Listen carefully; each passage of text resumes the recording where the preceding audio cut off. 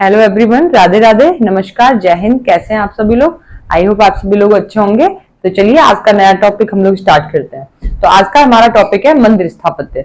देखिए, हिंदुस्तान में जितने भी मंदिर हैं उन सभी मंदिरों में जो निर्माण हुआ वो तीन शैलियों में हुआ, नागर, वेसर और द्रविड़ शैलियों में। तो देखिए, नागर, वेसर और द्रविड़ शैली के मंदिर किस किस क्षेत्र में है, कहाँ पे है, आप इस मैप के थ्रू इसे समझेंगे। देखिए, नागर शैली तो विंध्य पर्वत से ऊपर, आप देखेंगे यहाँ पे मिड में विंध्य पर्वत है, तो विंध्य पर्वत से ऊपर उत्तर भारत में जितने भी मंदिर हैं तो वे सभी कहाँ आएंगे? नागर शैली में बने थे। वे जितने भी उत्तर भारत में मंदिर हैं विंध्य पर्वत से ऊपर, वो सब किस में है? नागर शैली में बनाए गए थे। अब आप देखेंगे विंध्य पर्वत से नीचे और कृष्णा नदी से, तुंग और भद्रा से बनेगी मिलके कृष्णा नदी। तो कृष्णा नदी से ऊपर और विंध्य पर्वत से नीचे बीच में यहाँ पे है बेशर शैली। ठीक है, तो इस क्षेत्र में कौन सी शैली आएगी? बेशर शैली। अब आप देखेंगे द्रविड़ शैली, तो कृष्णा नदी से नीचे दक्षिण भारत में जितनी भी शैलियां, जितने भी मंदिर बने तो वो बने थे द्रविड़ शैली में। किसमें बने थे? द्रविड़ शैली में। तो दक्षिण भारत में आपके बने थे मंदिर द्रविड़ शैली में, और उत्तर भारत में जो मंदिर बने थे वो बने थे नागर शैली में। अब आप देखेंगे कि बेशर शैली में जो है नागर शैली और द्रविड़ शैली दोनों की ही इसमें क्वालिटी पाई गई है। बेशर शैली में नागर शैली और द्रविड़ शैली, तो जो बेशर शैली में जो मंदिर बने हैं तो वो मंदिर हैं उनमें नागर शैली की भी क्वालिटी है कुछ, और कुछ द्रविड़ शैली की है। तो बेशर शैली को जो है खच्चर शैली भी कहा गया है। तो देखिए, खच्चर का मतलब क्या है? खच्चर का मतलब होता है कि आप देखेंगे कि दो अलग अलग प्रजातियों से जो जानवर या किसी भी अलग किसी प्रजाति का जन्म होता है तो उसे हम बोलते हैं खच्चर शैली। जैसे कि मेयर और डंकी, मेयर का मतलब होता है घोड़ी और डंकी का मतलब है गधा। तो मेयर और डंकी के क्रॉस ब्रीड से जिस एक नए एक एनिमल का जो जन्म होगा, जो बर्थ होगा, उसको उसे क्या बोलते हैं? उसे बोलते हैं खच्चर शैली। तो उसमें क्या होगा? मेयर का मतलब कि घोड़ी के भी गुण होंगे और उसमें गधे के भी गुण होंगे, तो वो होता है आपका खच्चर शैली। तो देखिए, आप जैसे कि द्रविड़ शैली है और ये नागर शैली है, तो इसमें दोनों के गुण है, इसीलिए इसको क्या बोला गया है? खच्चर शैली। तो अब आप इसे देखेंगे, घोड़ी जिसे हम बोलते हैं मेयर और डंकी जिसे बोलते हैं गधा, तो इन दोनों के क्रॉस ब्रीड से एक एनिमल का जो बर्थ होगा वही क्या है? खच्चर। क्या है वो? खच्चर है। तो एक नई प्रजाति का जो जन्म होगा इन दोनों के क्रॉस ब्रीड से, तो उसको हम क्या बोलेंगे? खच्चर। तो जिसमें घोड़ी का भी, जिसमें मतलब घोड़ी के भी गुण होंगे और गधे के भी गुण होंगे। दिखने में वो घोड़ी जैसा होगा लेकिन जो उसके अंदर जो क्वालिटी होंगी वो गधे की भी होंगी। तो ये हो गया खच्चर। ठीक है, तो इसी में आप देखा आपने कि जो बेशर शैली है जिसमें नागर शैली के भी गुण है और द्रविड़ शैली के भी गुण है, तो इसमें दोनों गुण हो जिससे बनी आपकी बेशर शैली, इसीलिए इसे क्या बोला गया है? खच्चर। तो खच्चर का आप मतलब समझे क्या है? खच्चर का मतलब है जिसमें दो अलग अलग, जैसे कि मेल फीमेल दोनों का इसमें जो क्रॉस ब्रीड हो रहा है, जिससे एक नए मतलब एनिमल का जन्म हुआ, तो उसे बोला गया खच्चर शैली। ठीक है, तो ये हुआ खच्चर। तो इससे आप समझ गए। अब हम बात करेंगे पहली शैली के बारे में, यहाँ पे नागर शैली के बारे में। तो नागर शैली जो है, इसका जो विकास हुआ, जिसका इसका जो निर्माण हुआ वो नागर शैली का, मंदिर निर्माण शैली का उत्तर भारत में इसका विकास हुआ। इसी में आप देखेंगे जो नागर मंदिर निर्माण शैली का जो विकास हुआ वो गुप्तों के शासनकाल में, नाग शासकों के, गुप्तों के जो समकालीन थे नाग शासकों के समय में नागर शैली का विकास हुआ था, इसीलिए इसको बोला गया है नागर शैली। नाग शासकों के समय में इसका विकास हुआ था। तो आप इसे नोट डाउन करेंगे। देखिए, पहली शैली डालेंगे आप नागर शैली। नागर शैली, तो ये जो नागर शैली है इसका जो निर्माण हुआ है कहां पर हुआ है? उत्तर भारत में। तो देखिए, उत्तर भारत में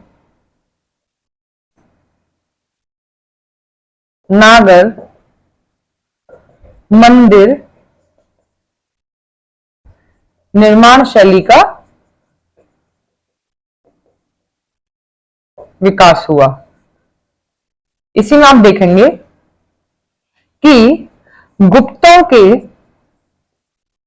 समकालीन, गुप्तों के समकालीन नाग शासकों, नाग शासकों के समय में नागर शैली का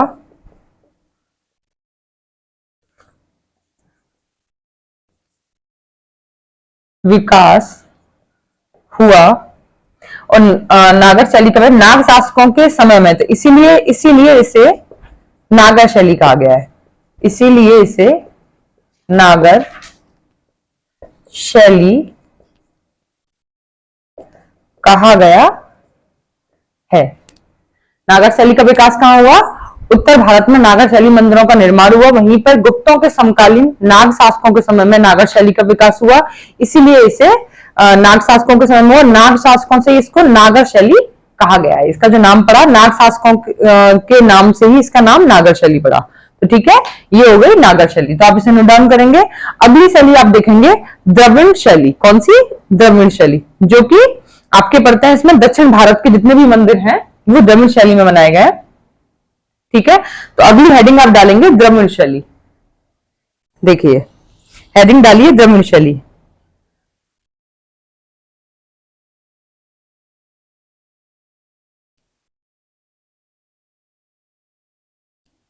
तो देखिए हेडिंग डालिए द्रविड़ शैली।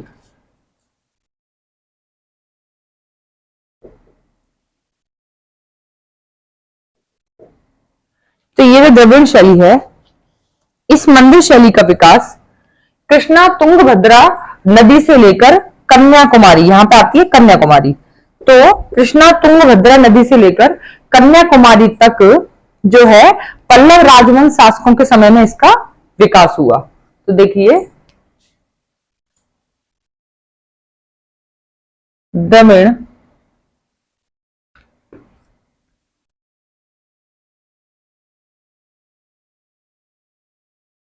द्रविड़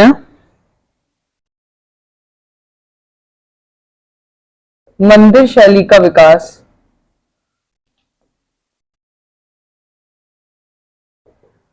कृष्णा तुंगभद्रा नदी से लेकर सुदूर दक्षिण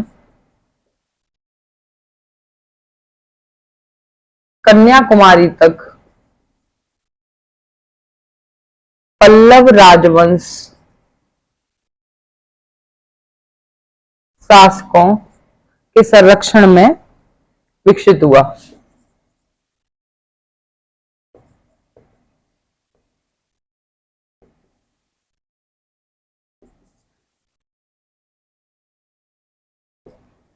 ठीक है, इस मंदिर शैली का जो विकास था वो कृष्णा तुंगभद्रा नदी से लेकर सुदूर दक्षिण कन्याकुमारी तक पल्लव राजवंश शासकों के संरक्षण में ये विकसित हुआ था। इस मंदिर शैली का विकास द्रविड़ शैली का।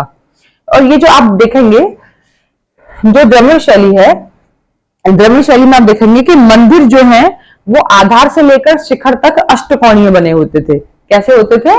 द्रविड़ शैली में जो बने होते थे मंदिर, वो आधार से लेकर और शिखर तक जो मंदिर होते थे अष्टकोणीय ये मंदिर बने होते थे। तब आप इसकी जो विशेषता है उनको आप नोट डाउन करेंगे।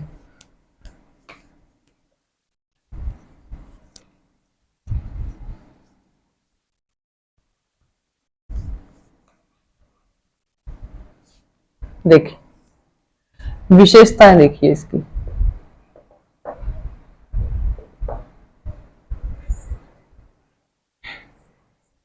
इसकी विशेषता में डालेंगे आप द्रविड़ शैली के मंदिर, द्रविड़ शैली के मंदिर आधार से शिखर तक कैसे होते थे? अष्टकोणीय बने होते थे। कैसे बने होते थे? ये जो मंदिर होते थे आधार से लेकर और शिखर तक ये जो मंदिर होते थे अष्टकोणीय ये मंदिर बने होते थे। यहीं पे आप देखेंगे सेकंड जो इसकी विशेषता है, इसका जो रेखा शिखर होता था द्रविड़ शैली के जो मंदिरों का रेखा शिखर होता था वो विभिन्न मंजिलों से युक्त पिरामिड के आकार का बना होता था।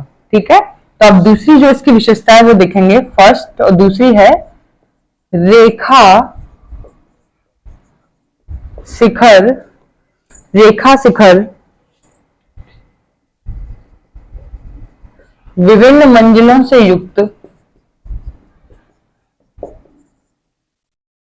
रेखा शिखर विभिन्न मंजिलों से युक्त पिरामिड के आकार के बने होते थे।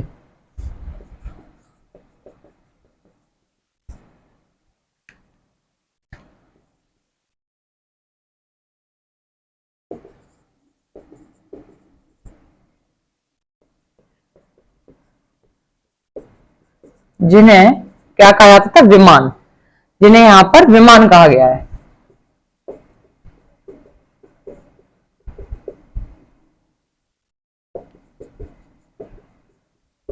क्या कहा गया है? जिन्हें विमान कहा गया है। द्रविड़ शैली के मंदिर आधार से लेकर शिखर तक अष्टकोणीय बने होते थे और द्रविड़ शैली के जो मंदिरों का जो रेखा जो शिखर होता था वो विभिन्न मंजिलों से युक्त पिरामिड के आकार का होता था। कैसा होता था? पिरामिड के आकार के बने होते थे, जिन्हें यहाँ पे द्रविड़ शैली में क्या बोला जाता था? विमान।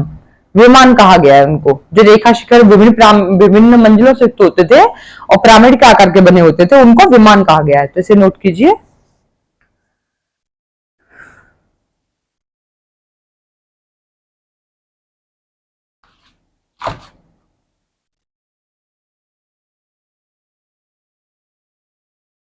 देखिए अगली विशेषता आप देखेंगे, मंदिर के शीर्ष पर स्तूप बने होते थे।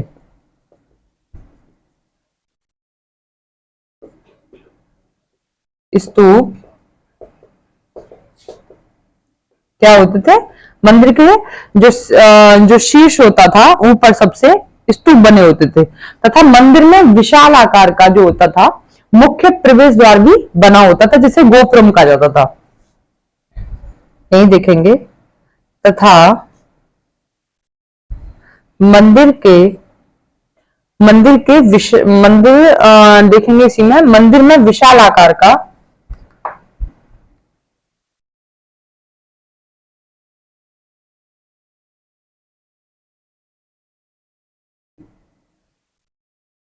मुख्य द्वार होता था जिसे गोपुरम कहते थे। जो द्रविड़ शैली में जो मंदिर बनते थे मुख्य जो द्वार होता था उसे गोपुरम कहते थे। गोपुरम कहते। देखिए मंदिर का जो शीर्ष होता था टॉप पे क्या होता था? मंदिर के शीर्ष पर टॉप पे स्तूप बने होते थे। इसी में आप देखेंगे कि मंदिर के जो मुख्य द्वार होते थे तो जो मंदिर में जो विशाल आकार का जो मुख्य द्वार होता था उसे गोपुरम कहा जाता था। और इसी में आप देखेंगे द्रविड़ शैली में बात हो रही है। द्रविड़ शैली में विमान किसे कहा जाता था? कि रेखा शिखर जो होता था वो विभिन्न मंजिलों से युक्त पिरामिड के आकार का जो बना होता था उसे विमान कहा जाता था और जो मुख्य जो द्वार होता था जो विशाल आकार का होता था उसे बोला जाता था गोपुरम। क्या कहा जाता था? उसे गोपुरम कहा जाता था। तो एग्जाम में यहां से ऐसे क्वेश्चन बन जाते हैं कि गोपुरम जो होते थे मुख्य द्वार जो बना होता था मंदिर का जिसे गोपुरम कहा जाता था वो किस शैली में कहा जाता था? तो आप देखेंगे गोपुरम कहा जाता था द्रविड़ शैली में। विमान किस शैली में कहा गया है? पिरामिड के आकार के जो बने होते थे मंजिल के जो मंदिर होते थे वो बोला गया है द्रविड़ शैली में। तो ऐसे इसमें से क्वेश्चन बन जाते हैं। अंदर आप इसमें एक और विशेषता देखेंगे। लास्ट इसमें एक और विशेषता है कि मंदिर के अंदर गर्भगृह के सामने एक विशाल आकार का हॉल बना होता था। देखिए यहां देख लीजिए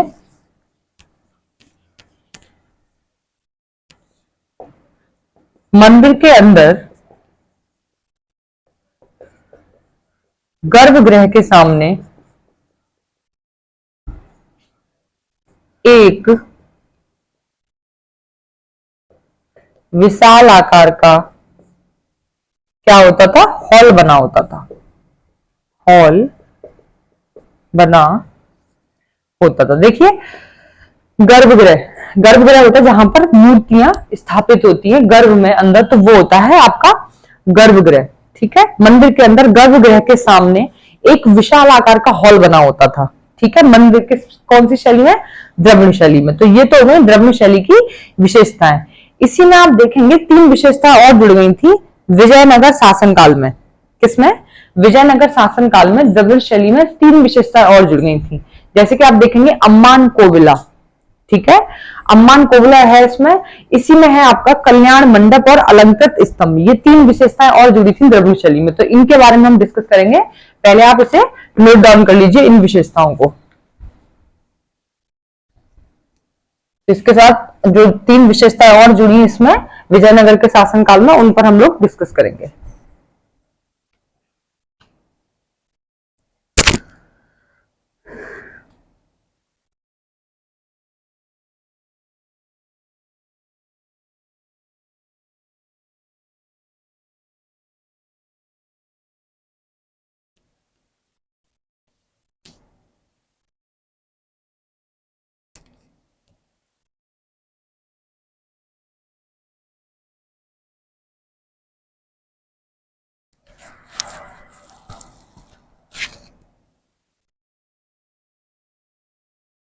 चलिए तो इसे रेस करते हैं।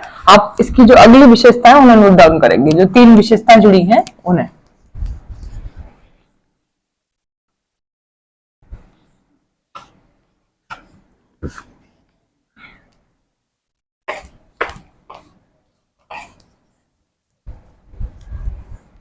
देखिए,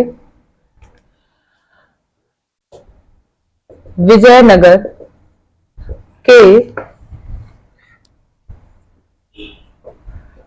शासन काल में द्रविड़ शैली में 3 विशेषताएं और जुड़ गई। इसमें देखिए 3 विशेषताएं कौन कौन सी थी? अम्मान कोविला, कल्याण मंडप, और इसी में आएगा अलंकृत स्तंभ।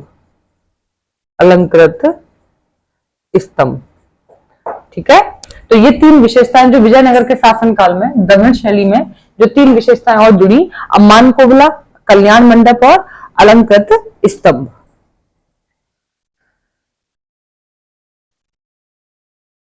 देखिए अम्मान कोविला क्या है?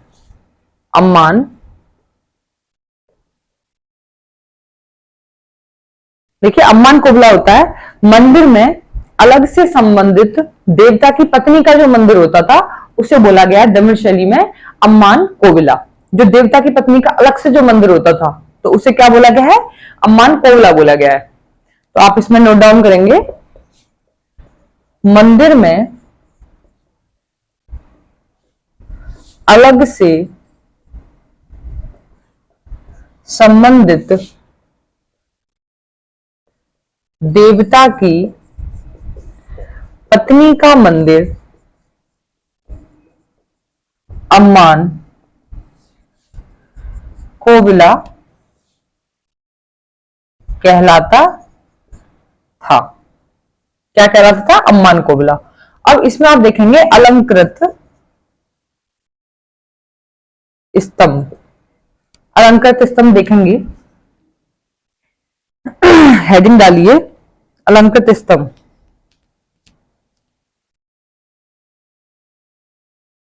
देखिए कल्याण मंडप के स्तंभों को बारीकी और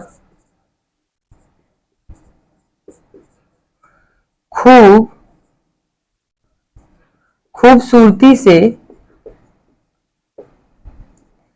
नक्काशी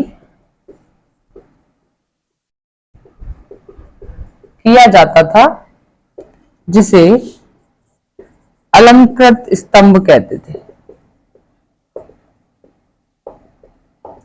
क्या कहते थे? जिसे अलंकृत स्तंभ कहते थे।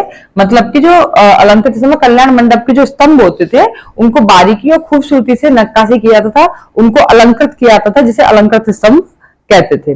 अगला आता है कल्याण मंडप। तो कल्याण मंडप क्या होता है कि मंदिर में जो प्रांगण होता है, क्या होता है? मंदिर के प्रांगण में एक अलग मंडप होता है जिसमें देवी देवता की शादी कराई जाती है। क्या होती है? देवी देवता की शादी होती थी, उसे कल्याण मंडप कहते थे। कल्याण मंडप किसे कहते थे? जिसमें मंदिर में जो अलग से जो एक मंडप होता था, जो कि एक अलग से प्रांगण होता है जिसमें देवी देवता की शादी होती थी, उसी को क्या बोलते थे? कल्याण मंडप कहते थे द्रविड़ शैली में। देखिए कल्याण मंडप। मंदिर में अलग से प्रांगण होता था जिसमें देवी देवता की शादी होती थी। क्या होती थी? देवी देवता की शादी होती थी। उसे कल्याण मंडप कहा जाता था। उसे क्या कहा जाता था? उसे कल्याण मंडप कहा जाता था। तो ये हो गया आपका अम्मान कोवला बताया हमने आपको, अलंकृत स्तंभ और कल्याण मंडप। अम्मान कोवला होता है कि मंदिर में अलग से संबंधित जो देवता की पत्नी का मंदिर होता था उसे बोलते थे अम्मान कोवला द्रविड़ शैली में। यहीं पे आप देखेंगे अलंकृत स्तंभ, जिसमें कल्याण मंडप के जो अलग से जो स्तंभ होते थे उन स्तंभों को बारीकी से नक्काशी किया जाता था उनको, और बहुत ही सुंदर तरीके से अलंकृत किया जाता था, उनको बोलते थे अलंकृत स्तंभ। और कल्याण मंडप वो होते थे, जैसे कि आपने देखा है मंदिर में जो अलग से जो प्रांगण होते थे जहां पर शादी कराई जाती थी देवी देवता की, उसको बोलते थे कल्याण मंडप। तो ये होते थे कल्याण मंडप। तो ये हो गई द्रविड़ शैली की जो अलग से 3 विशेषताएं और जुड़ गई थी विजयनगर शासनकाल में। तो ये 3 विशेषता आप नोट डाउन कीजिए। नेक्स्ट शैली हम बात करेंगे वेशर शैली, जिसे खच्चर शैली कहा गया है। तो हमने आपको बताया था वेशर शैली कौन सी शैली है, जो कि जिसमें दक्षिण भारत के जो मंदिर बने हैं जिस शैली में, तो वो है वेशर शैली या खच्चर शैली। तो चलिए इसे आप इसे कीजिए कंप्लीट, फिर अगली हेडिंग डालिए वेशर शैली या खच्चर शैली, जिसे मिश्रित शैली भी बोलते हैं।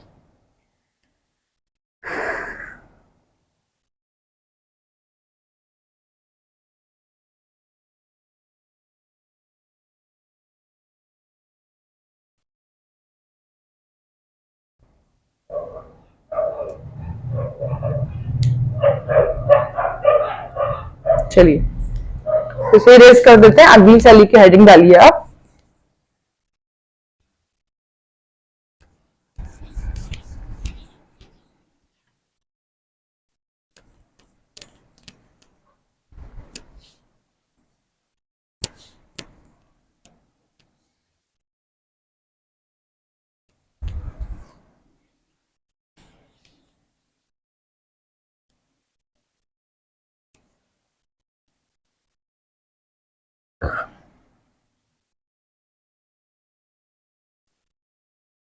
चलिए हेडिंग डालिए वेशर शैली खच्चर शैली।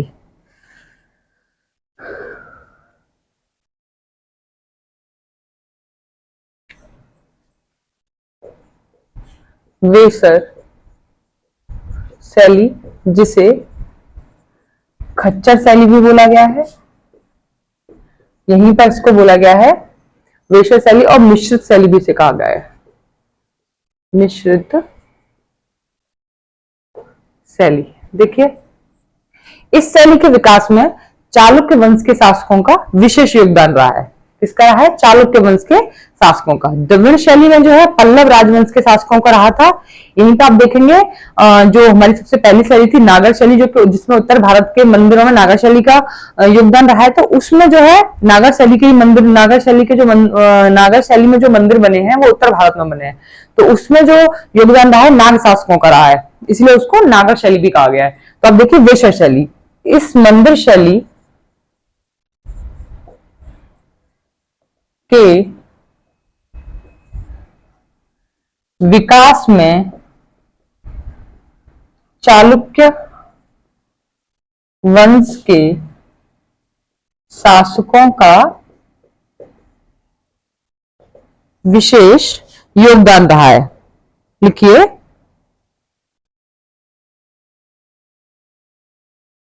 विशेष योगदान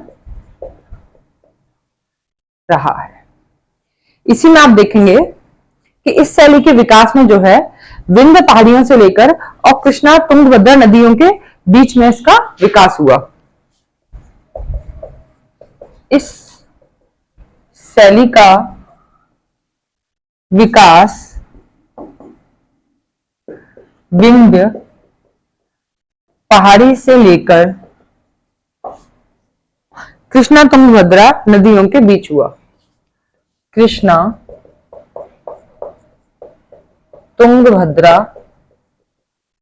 नदियों के बीच हुआ। ठीक है, अब आप इसकी विशेषताएं भी नोट करेंगे। देखिए, सबसे पहली इसकी विशेषता यही होगी कि इस शैली के विकास में चालुक्य वंश के शासकों का विशेष योगदान रहा है। तो देखिए, पहली शैली की इसकी पहली विशेषता लिखेंगे कि इस शैली के विकास में चालुक्य वंश के शासकों का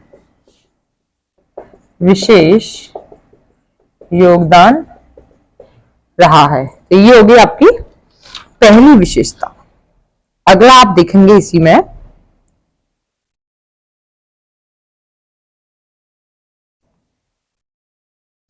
कि वेशर शैली में नागर शैली और द्रविड़ शैली दोनों की विशेषता पाई गई है, तब जाके इस शैली का विकास हुआ, इसीलिए से खच्चर शैली भी कहा गया है। तो देखिए अगली विशेषता, वेशर शैली में नागर शैली और द्रविड़ शैली दोनों शैलियों की विशेषताएं पाई गई हैं,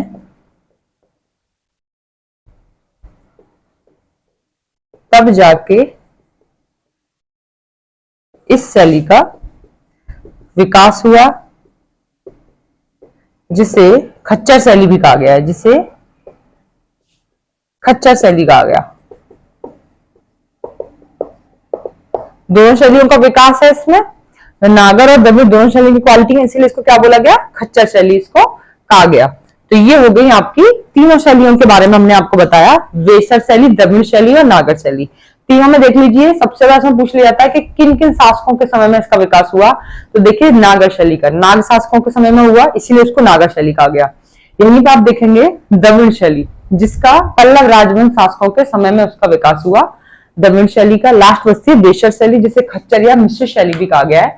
तो इस शैली का जो विकास हुआ था चालुक्य वंश के शासकों के समय में हुआ था। तो इसमें शासकों के बारे में पूछ लिया जाता है कि किस शासक के वंश के समय में इसका विकास हुआ। तो यहां से इसमें क्वेश्चन बन जाते हैं और पूछ लिया जाता है कि उत्तर भारत के जो मंदिर हैं वो किस शैली में बनाए गए हैं। तो आप बताएंगे नागर शैली में बनाए गए। दक्षिण भारत के दक्षिण भारत में जितने भी मंदिर बने हैं वो किस शैली में बनाए गए, तो आप बताएंगे वो बनाए गए हैं वेशर शैली में या खच्चर शैली या मिश्र शैली में। ठीक है, इस शैली में ये मंदिर बनाए गए हैं। तो ऐसे करके इसमें से क्वेश्चन बनने की संभावना है जो कि टीजीटी में आ सकते हैं। तो आज के लिए इजाजत दीजिए, कल फिर मिलते हैं अगली क्लास में, जिसमें हम आपसे बात करेंगे अगले टॉपिक के बारे में। चलिए, राधे राधे, नमस्कार, जय हिंद।